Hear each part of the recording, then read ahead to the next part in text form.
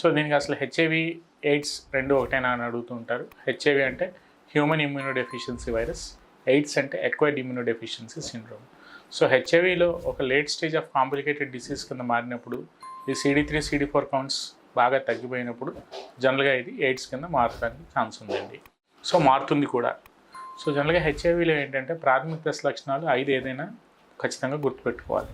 అంటే జనరల్గా ఈ 5 ప్రాథమిక దశ లక్షణాలు ఉంటే హెచ్ఐవి వచ్చింది అని అనుకోవడానికి అయితే 100% లేదండి, ఆస్కారం కూడా లేదు. ఎక్కడైనా ఒక వ్యక్తి బయట ఒక అన్నోన్ ఇండివిజువల్తో బయట ఎక్కడైనా ఎక్స్పోజ్ అయినప్పుడు ఒక ఇన్ఫెక్టెడ్ హెచ్ఐవి ఇండివిజువల్తో ఎక్స్పోజ్ అయిన తర్వాత సో అతనిలో ఏదైనా ఒక వారం 10 రోజుల తర్వాత అతనిలో ఏమన్నా ఈ లక్షణాలు అనేవి కనిపిస్తే మ్యాండేటరీగా సిస్టమ్ ప్రోటోకాల్గా ట్రైడాట్ టెస్ట్ అనేది జనరల్గా ల్యాబ్స్లో ఎవరైనా చేస్తారు. అది మినిమం ఒక 500-600 ఉంటుంది. అది ల్యాబ్ టు ల్యాబ్ వేరియేషన్ ఉంటుంది. ఒకసారి ట్రైడాట్ టెస్ట్ చెక్ చేసుకుని దాంట్లో ఏదైనా పాజిటివ్ అని తేలితే ఫర్దర్గా అతను డాక్టర్ గారిని అప్రోచ్ అయ్యి తద్వారా ట్రీట్మెంట్ తీసుకోవాల్సిన అవసరం ఎంతైనా ఉందండి.